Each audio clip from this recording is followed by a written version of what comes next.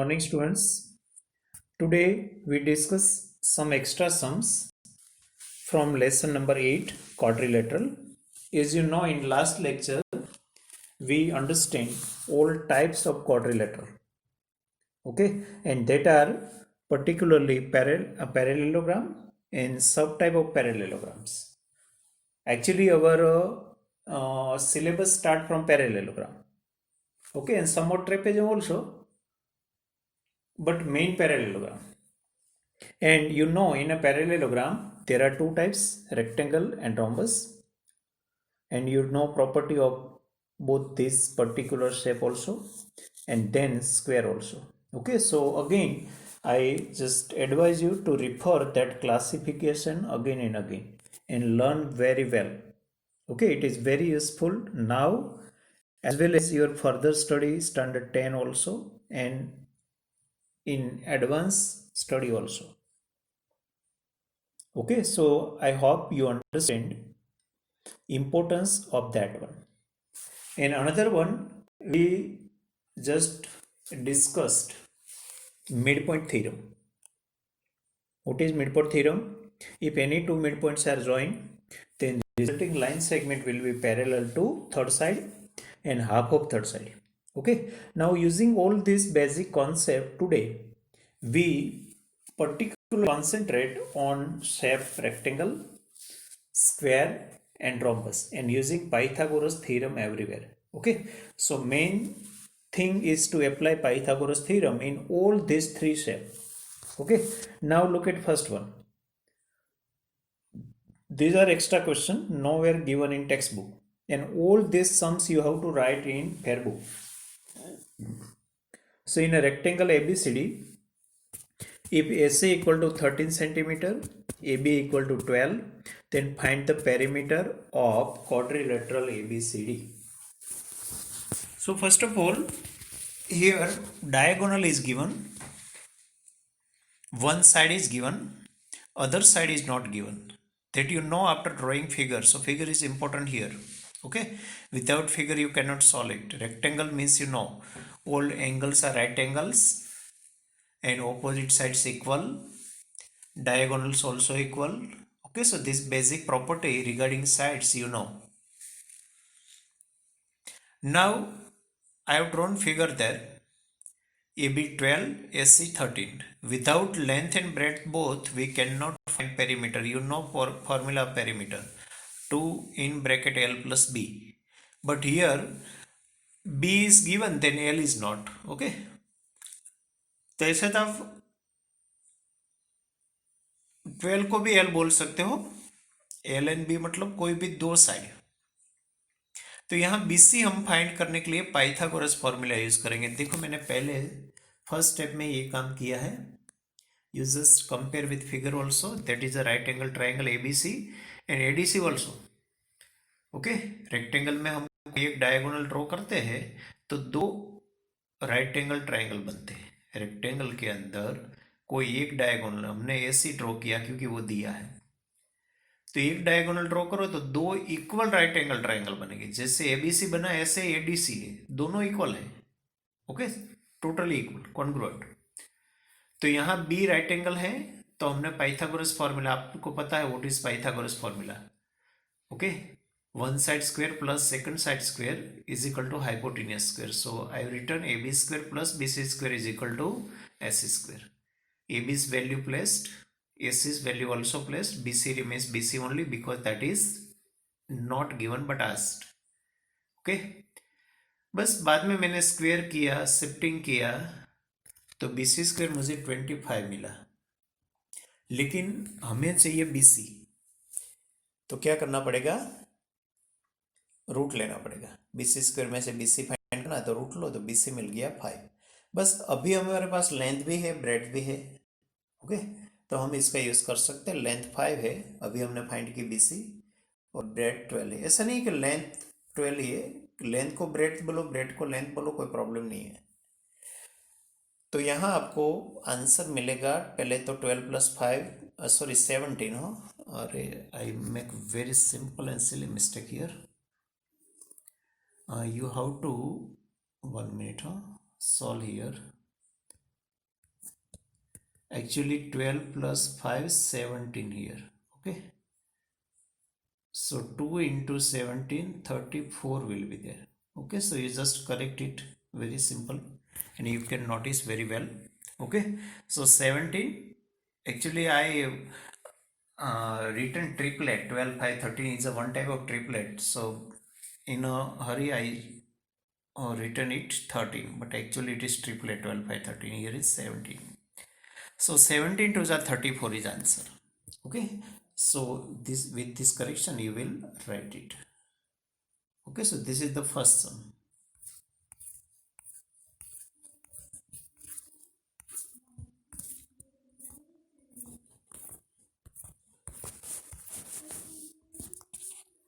Now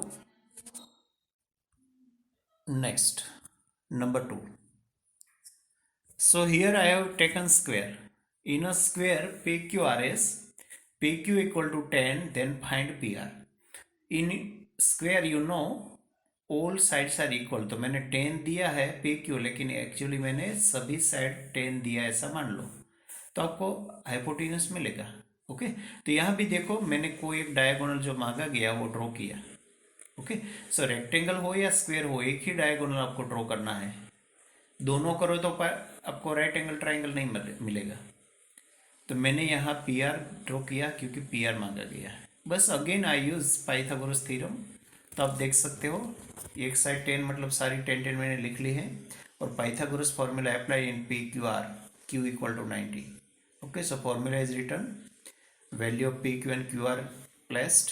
So 10 square plus 10 square 100 plus 100 200. So PR equal to under root 200.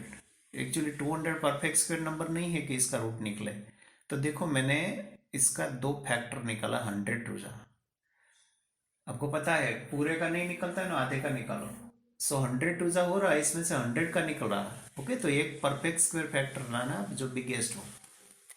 तो मैंने 100 into 2 किया तो इसका रूट निकल गया. देखो PR 10 रूट 2, तो इसमें PR ही मांगा गया है. So we got it is 10 root 2. तो हमने साइड पर से डायगोनल लाई है. क्या लाया हमने? साइड पर से डायगोनल. आप याद भी रख सकते हो, देखो ऑब्जेक्टिव के लिए स्क्वायर होते हैं ना, इसमें साइड से डायगोनल रूट 2 टाइम्स होता है. देखो मैंने साइड 10 दी है तो डायगोनल कितना मिला? 10 रूट 2. तो आप ये रिलेशन याद भी रख सकते हो ऑब्जेक्टिव के लिए. ओके, तो for objective you can remember it. क्या रिमेंबर रखो, क्या याद रखोगे कि साइड एंड डायगोनल के बीच में रूट 2 का रिलेशन है. Diagonal is root 2 times. या तो उल्टा भी आ सकते हो आप, अगर डायगोनल दिया है तो रूट 2 से डिवाइड भी कर सकते हो तो साइड भी मिलेगी. लेकिन ऑब्जेक्टिव क्वेश्चन में, डिस्क्रिप्टिव में नहीं, वहां आपको पूरा जो कुछ है बताना पड़ेगा. देखो थर्ड सम में मैं ऐसी बात करने वाला हूँ. देखो reverse type. Now again it is a square and I have given here diagonal. Okay, तो आपको डायगोनल पर से क्या फाइंड करना पड़ेगा? साइड. क्यों? क्योंकि पेरीमीटर चाहिए. तो यहाँ पेरीमीटर हमारा मेन टॉपिक नहीं है. हमारा मेन टॉपिक ये सारी प्रॉपर्टी का यूज करके, पाइथागोरस का यूज करके मिसिंग साइड फाइंड करना है. और मिसिंग साइड फाइंड करके पेरीमीटर फाइंड करना बहुत सिंपल है. Why? Because you know perimeter is sum of all sides. Okay, तो देखो अगेन मैंने ट्राइंगल ABC, इसमें B राइट एंगल लिया है. कोई भी एक ट्राइंगल ले सकते हो, ABC नहीं लेता ADC भी ले सकते हो. So I used here Pythagoras formula AB square plus BC square is equal to AC square. Okay, so AB and BC becomes XX. Okay, क्यों मैंने x रखा? क्योंकि कोई एक साइड में सपोज करो तो सारी साइड कितनी बनेगी? x ही रहेगी. Okay, so everywhere I placed x. So AB also x, BC also x. So I placed all values and AC's value also placed. So they become 8 root 2 square. Now x square plus x square 8 root 2 square. So 2x square is equal to 8 root 2. इसका square करो तो 8 का 64 होगा और root 2 का 2 होगा. तो 64 to जा कितना बनेगा? 128. मैंने साइड में भी करके बताया कैसे होता है. देखो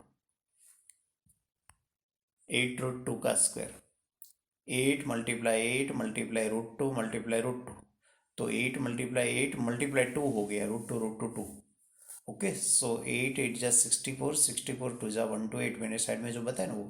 ऐसे आप डायरेक्टली भी कर सकते हो, इसका कोई ज़रूर नहीं है। अगर तो बस 2x² equal to 180, so x² equal to 64, but we have to take square root. Why we want x not x², means side. तो साइड बिकम्स 8। तो मैंने नहीं बोला था कि यहाँ भी √2 का रिलेशन है।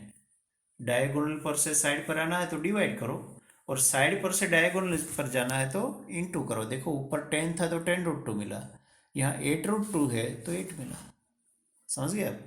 तो आप डायगोनल पर से साइड पर आते हैं तो डिवाइड करो। तो ये इसका रिलेशन भी याद रखो ऑब्जेक्टिव क्वेश्चंस के लिए। बस तो बाद में पेरीमीटर मिल गया 4 8 जा 32। Why formula of perimeter is 4 into L, square हो या रोम्बस हो। Okay, so final answer we got 32. Okay, so these are very basic. Actually, you studied somewhere in primary level, otherwise might be in standard 8. Okay. Now look at next question, number 3. Okay, here is rhombus. Rhombus PQRS, PR equal to 8, QS equal to 6. Then find perimeter of PQRS. यह rhombus आया। पहले हमने rectangle लिया था, बाद में square लिया, अभी रोम्बस हम ले रहे हैं। एक एक टाइप हम पैरेललोग्राम की ले रहे हैं। आपको पता है रोम्बस क्या है? रोम्बस में एक्चुअली ऑल साइड्स इक्वल होती है, एंगल्स इक्वल नहीं होता। वो डायगोनल्स परपेंडिकुलर होते हैं। वो हमने सारा क्लासिफिकेशन में प्रीवियस लेक्चर में बात की थी। ओके। और दूसरी बात यहाँ आप मार्क करो, तो अगर आप एक डायगोनल ड्रॉ करो ना, जैसे हमने रेक्टेंगल और स्क्वायर में किया था, ऐसे एक डायगोनल का ड्रॉ करो तो कोई काम का नहीं है। वो दोनों डायगोनल आपको ड्रॉ करना पड़ेगा। क्यों? क्योंकि एक डायगोनल ड्रॉ करो तो कोई वर्टाइसिस पर तो राइट एंगल बन नहीं रहा है। Not A, not B, not C, not D are right angles. तो आपको राइट एंगल लाना है तो दोनों डायगोनल ड्रॉ करना ही पड़ेगा। तो याद रखो रोम्बस में दोनों करना है, और स्क्वायर और रेक्टेंगल में एक ही करना है। Always one there and here is always 2। Okay. तो यहाँ 2 ड्रॉ करो तो ही राइट एंगल मिला। देखो 4 ट्राइंगल्स बने, सारे के सारे इक्वल। कोई एक में आपको काम करना है। और दूसरी बात, रोम्बस की सारी प्रॉपर्टी की बात करें तो ऑल साइड्स इक्वल, दैट ये तो मैं पता है। डायगोनल परपेंडिकुलर वो मैंने बात की है।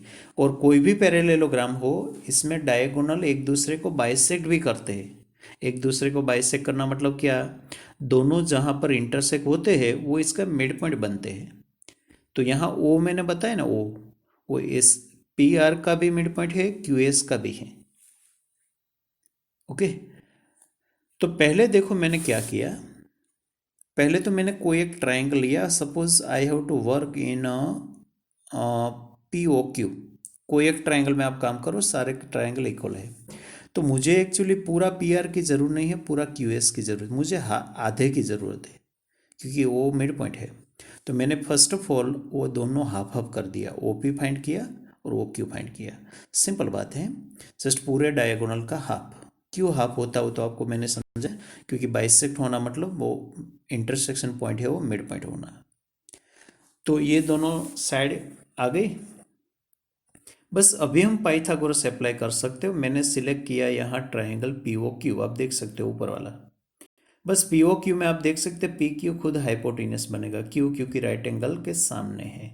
So I have written in triangle P O Q angle O equal to, और angle P O Q equal to 90 Y, because P R is perpendicular to Q S. दोनों डायगोनल परपेंडिकुलर है। Perpendicular है मतलब जहाँ intersect होते हैं वहाँ right angle बनता है। Okay. So again I used here Pythagoras. hypotenuse square is equal to one side square plus second side square. So PQ square is equal to OP square plus OQ square. यहाँ PQ नहीं है तो वो तो PQ ऐसे ही लिख के आया आगे। OP का वैल्यू 4 एंड OQ का 3 कहाँ से आया वो मैंने फर्स्ट स्टेप में बताया ना, आधा आधा करके डायगोनल का। Okay, so it is very simple. 16 + 9 25. At last we got PQ equal to 5, taking square root. Now perimeter, you know, 4 times L side, so 4 times 5. Okay, so again in all sum actually perimeter is asked, but that is not important. Here important step is to find missing side. using Pythagoras theorem and using property of that parallelogram, particular parallelogram. Okay, particular parallelogram मतलब वो rectangle भी हो सकता है, square भी हो सकता है, या रोम्बस भी हो सकता है। बस ऐसा ही मैंने सम दिया है, सॉरी एक सम और है, ये मिड पॉइंट थ्योरम रिलेटेड है, पैरेललोग्राम की बात नहीं है इसमें। Okay, just try to understand question. Triangle ABC points PQR are mid points of AB BC SC respectively. Figure draw मैंने की है। ओके, फिगर दी नहीं की है, सॉल्यूशन का पार्ट है वो। तो आप भी फिगर तुरंत ड्रॉ कर देना, ऐसे मिड पॉइंट बता देना। इसको क्या चाहिए, find perimeter of PQR। APQR है ना, वो पैरेललोग्राम है, और वो सिंबल है ना, मैंने एम रखा है ना ऊपर, वो एक्चुअली पैरेललोग्राम का सिंबल है। आप यहाँ देख सकते हो, this is the parallelogram symbol, M रखा हो। ओके, और क्यों पैरेललोग्राम है वो हमने आगे डिस्कस किया था।